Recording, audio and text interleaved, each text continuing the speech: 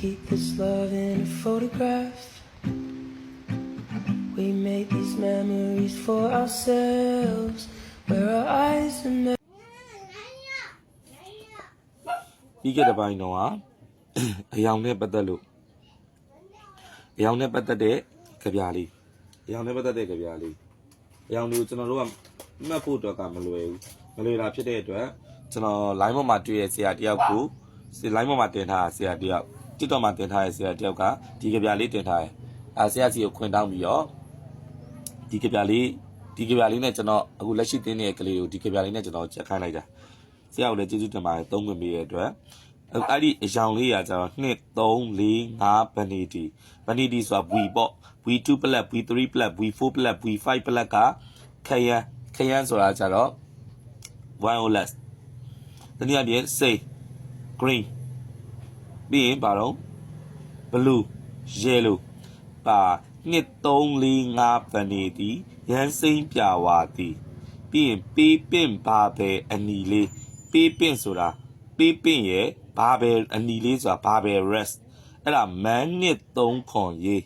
မန်းနှစ်3ခွန်ရေးဆိုတာ mm2 plus ကပေးပင့် mm3 plus ကဘာပဲ rep ဒါဆိုရင်ခွန်အတွက်အယောင်မပါဘူး t3 ကလည်းဘာပဲပါမန်းခွန်နဲ့တူတာဒါဆိုရင် t3 plus ကဘာပဲပါ mm7 plus ကလည်းဘာပဲပြရန်ဝါရဲ့236ပြရန်ဝါရဲ့236ခရိုမီယမ်မှာရောက် CR2 plus အပြာ CR3 plus ခရမ်း CR3 ပါ CR6 plus အဝါ ion 23 စိမ့်ဝါနီးပါ Fe2 plus ကအစိမ့် Fe3 plus ကအဝါ copper အပြာပြီး copper ဆိုတာ Cu2 plus ကကြတော့ဘာဖြစ်မလို့ဆိုရင်အပြာ nickel green cobalt ကြီးပန်းပြ2 3 nickel ကအစိမ့် cobalt က2 plus ကပန်းရောင်3 plus ကအပြာဒါကြောင့်2 3 4 5 vanity ရန်စိမ့်ပြဝါသည်ပေးပင့်ပါပဲအနီလေးမန်းနှစ်3ခွန်ရေးတီ3ကလည်းဘာပဲပါမန်းခွန်နဲ့တူတာပြရန်ဝါရဲ့236ခရိုမီယမ်မှာရောက် ion 23 စိမ့်ဝါနီကောပါအပြာပြီး nickel green cobalt ကြီးပန်းပြ2 3အဲ့ဒီကြပြလေးနဲ့ကျွန်တော်တို့ကအဲ့ဒီအကြောင်းလေးကိုချက်လို့ရတယ်အခုကျွန်တော်တို့ကcharacteristic property ၄မျိုးထဲမှာ characteristic property ၄မျိုးထဲမှာကျွန်တော်ခုရှင်းပြတာဒီ characteristic property က variable oxidation state ရှိတယ် formation of color compound and ion ရှိမယ် magnetic property ရဲ့ catalytic property ရဲ့အခုကျွန်တော်တို့ဒီမှာကျတော့အခုပြောမှဒီဘာကိုပြောမှအောင်ဆိုတော့ magnetic property ကိုပြောမှာ magnetic property အဲ့ဒီ magnetic property ကိုကျတော့ of a transition metal မှာရှိနေတဲ့ transition metal လေးမှာရှိနေတဲ့ magnetic property ကိုကမ်းပြီး data မှာဆုံးဖြတ်ပေးနိုင်တယ်။ဘာရင်နဲ့ဆုံးဖြတ်ပေးနိုင်တယ်ဆိုရင် pair or unpair electron ဇုံလိုက်ရှိတဲ့ electron in ဘယ်မှာလဲဆိုရင် d orbital မှာ d orbital မှာ electron ဇုံလိုက်ရှိခြင်းမရှိခြင်းကိုစစ်ဆေးခြင်းဖြင့်အဲ့ဒီ magnetic property ကိုဆုံးဖြတ်ပေးလို့ရတယ်။တကယ်လို့ electron တွေက unpair ဇုံလိုက်မရှိခဲ့ဘူးဆိုရင်တဲ့သူက paramagnetic substance ဇုံလိုက်မရှိဘူးဆိုတာဘယ်လိုပြောအောင်ဆိုရင်ဥပမာ 3D5 လို့ 3D1 ပေါ့ 3D မှာကျွန်တော်တို့ဥပမာအနေနဲ့ 3D မှာ orbital က5ခုရှိတယ် 3D မှာ orbital က5ခုရှိတယ်ကျွန်တော်ပြီးရင်လည်းအဲ့အရာလေးနဲ့ပတ်သက်ပြီးတော့ဘလာစာကလေးပေါ်ရေးပြီးပြပေးမယ်အခုကတော့ကျွန်တော်ဒီတိုင်းလေးပဲရှင်းလိုက်အောင်မယ် electron are unpair ဇုံလိုက်မရှိဘူးဆိုရင်အဲ့ဒါဒီ paramagnetic တကယ်လို့ဇုံလိုက်ရှိတယ်ဆိုရင်အဲ့ဒီကောင်ဒီဘာလို့ဆိုရင် diamagnetic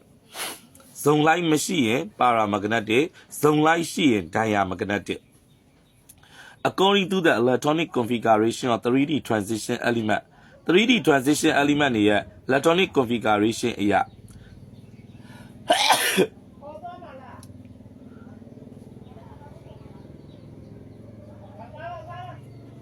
scandium titanium vanadium copper ပါ chromium manganese ဆိုတဲ့ဥပမာ21ကနေ25တိရဇုံလိုက်မရှိတာဒါကြောင့်အဲ့ဒီကောင်တွေဒီဘာလို့ဆိုရင် paramagnetic substance copper ရဲ့ဈေးရင်ကကြတော့ဇုံလိုက်ရှိရယ်ဒါကြောင့်သူဒီဘာလို့ diamagnetic substance ဒီမှာ more of the transition element အနေနဲ့ they are compound တွေကဘာများတော့ဇုံလိုက်မရှိတာပိုများတယ်ဒါကြောင့် paramagnetic တွေပို့ပြီးတော့များတယ် substance that are attracted very strongly အဲ့တော့ very strongly by apply magnetic field ပြင်ပအသုံးပြုထားတဲ့ပြင်ပတန်လိုက်ဆက်ကွင်းကနေပြင်းပြင်းထန်ထန်ဆွဲငင်ပေးနိုင်သောအရာဝတ္ထုကိုဘာလို့ခေါ်တော့ ferromagnetic substance လို့ခေါ်တယ်အဲ့ဒီ ferromagnetic substance iron ရယ် copper ရယ် nickel ရယ်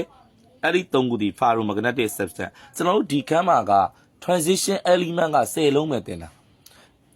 ဟုတ်လားအဲ့ဒီ10လုံးပဲတင်တယ်အဲ့ဒီ10လုံးမှာကျွန်တော်တို့က 21SC ကနေ 25mm ထိက paramagnetic 26 27 28က ferromagnetic နောက်29နဲ့30ကကြတော့diamagnetic ဒါကြောင့်ကျွန်တော်ကကြတော့သူတို့အတူကောက်ဘယ်လိုမှတ်လိုက်လဲဆိုရင်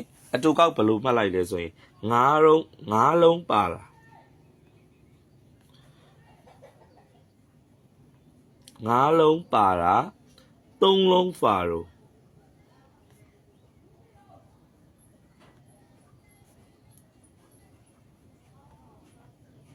နှလုံးတိုင်း10လုံးရှိရလीပထမ9လုံးကပါတာနောက်3လုံးကဖာရိုနောက်ဆုံး2လုံးကဒိုင်ဒါကြောင့်9လုံးပါတာ2လုံး3လုံးဖာရို2လုံးဒိုင်9လုံးပါတာ3လုံးဖာရို2လုံးဒိုင်အဲ့တိုင်းလေးနဲ့ကျွန်တော်မှတ်လို့ရတယ်ဒါဆိုကျွန်တော် example 2လေးကြည့်ကြည့်အောင် example 2မှာကြတော့ is the copper 29Cu consider a diamagnetic substance ဒီ copper 29Cu ကို diamagnetic substance ဖြစ်ယူဆလို့ရနိုင်သလားအကြောင်းပြချက်ပေးပါလို့ပြောထားတယ်အဲ့တော့ကျွန်တော်တို့ကကြတော့ဒီ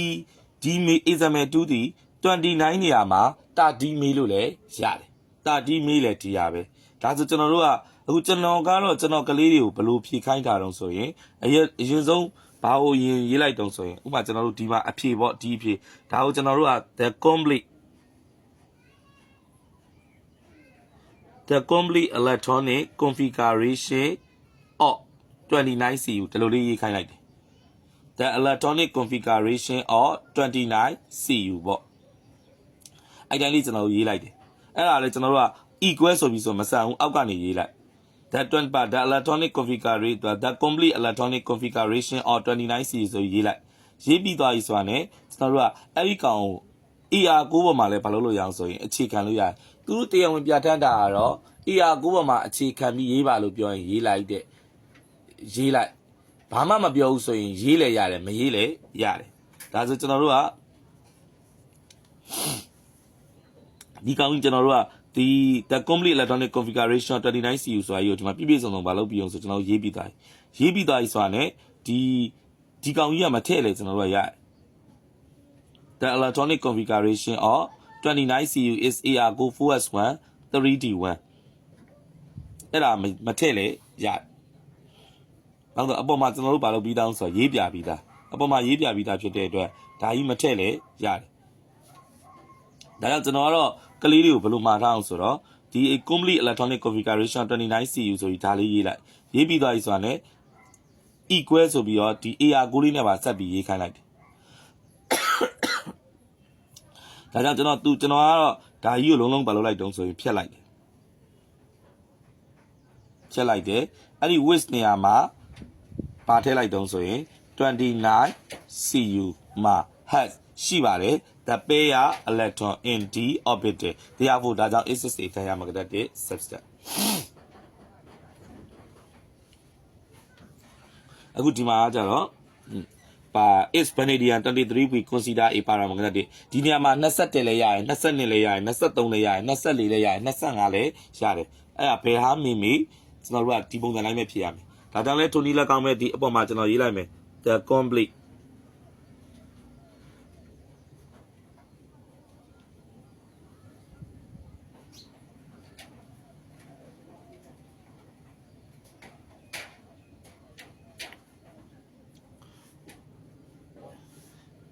or 23 we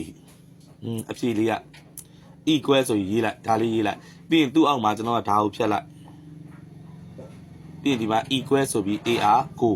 ဒါလေးကိုကျွန်တော်တို့ကဖြတ် ဒီနေရာမှာပါထည့်မှာ23မှာဒါဒီ AR ဒီ AR go 4s to 3d ကကြာဒီ equal အောင်မှာရေးလိုက်ရေးပြီးတော့ဆိုရင်23 v မှာ has ဇုံလိုက်မရှိလားဒီမှာဇုံလိုက်မရှိဘူးဆိုတာကဒီမှာကျတော့3လုံးပဲရှိရဖြစ်တဲ့အတွက်ဒီမှာတော့ကျွန်တော်တို့မှားနေတယ်ဒါ 1s ဒါလေးက 1s ဒါလေးကကျတော့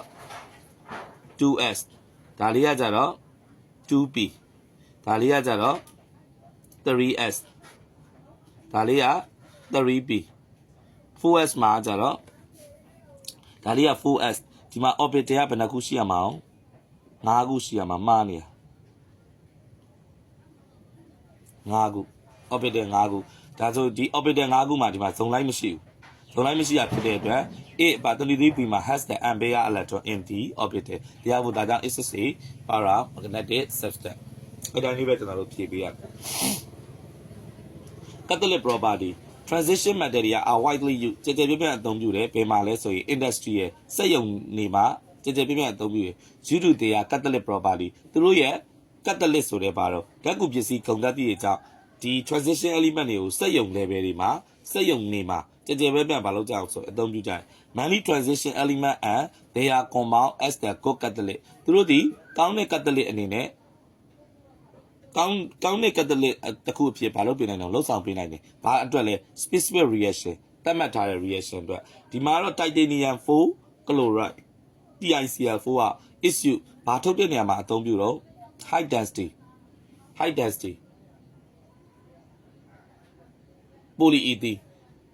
polyethylene မြန်မာတဲ့တိတ်သီးစားရှိတဲ့ polyethylene တွေထုတ်တဲ့နေရာမှာအသုံးပြုတယ်ပြင်မှာလဲစက်ရုံတွေမှာကျွန်တော်တို့ဒီတစ်ခုတည်းနဲ့လားဆိုတော့မဟုတ်သေးဘူးနောက်တစ်ရှိသေးရပါတော့ ion Fe အဲ့ဒီ Fe ကဘာထုတ်တဲ့နေရာမှာသုံးတာတော့အမိုနီယာထုတ်တဲ့နေရာမှာသုံးတာအဲ့ဒီ process ကိုကျွန်တော်တို့ဘာလို့ခေါ်တော့ Haber process လို့ခေါ်တယ်နောက်တစ်ခုကဘာလို့ဆိုရင်ion Fe ပေါ့ဘာထုတ်တဲ့နေရာမှာဓာတ်ကူပစ္စည်းကို Fe အနေနဲ့အသုံးပြုတယ်ဘာထုတ်တဲ့နေရာမှာအမိုနီယာထုတ်တာဘာ process လဲ Haber process Haber process နောက်တစ်ခုကကျွန်တော်တို့ဘာရှိမလို့ဆိုတော့ vanadium 4 oxide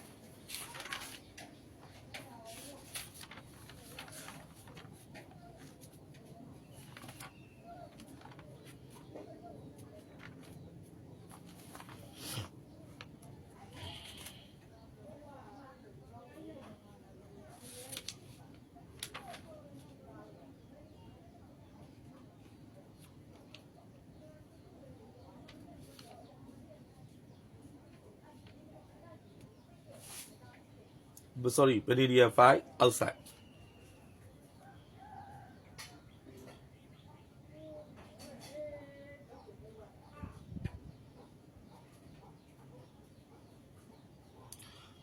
သူက vanadium လေးဓာတ်ကူပစ္စည်းအနေနဲ့ vanadium 5 oxide ကိုဓာတ်ကူပစ္စည်းအနေနဲ့ဘာလို့တော့အသုံးပြုတယ်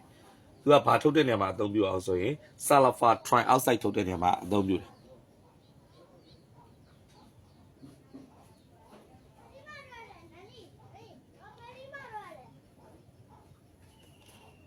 process နာမည်ကဘာလို့ဆိုရင် contact process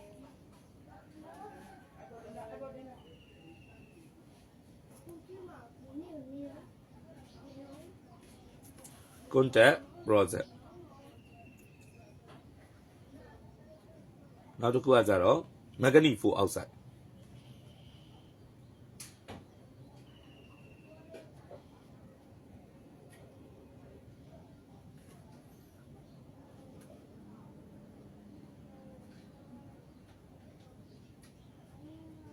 manganese 4 oxide ဘာထုတ်တဲ့နေရာမှာအသုံးပြုလဲဆိုရင်ကျွန်တော်တို့ကဘာထုတ်တဲ့နေရာမှာအသုံးပြုလဲဆိုရင်သူက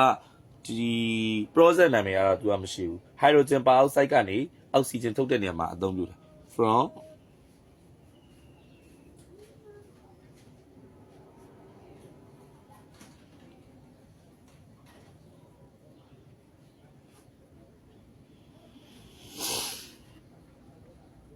oxygen ထုတ်တဲ့နေရာမှာ from hydrogen peroxide to ဘာတော့ oxygen ဒါလေးပါကျွန်တော်တို့ကထပ်ဆောင်းလေးပါလောက်ထားအောင်ဆိုရင်ကြည့်ထား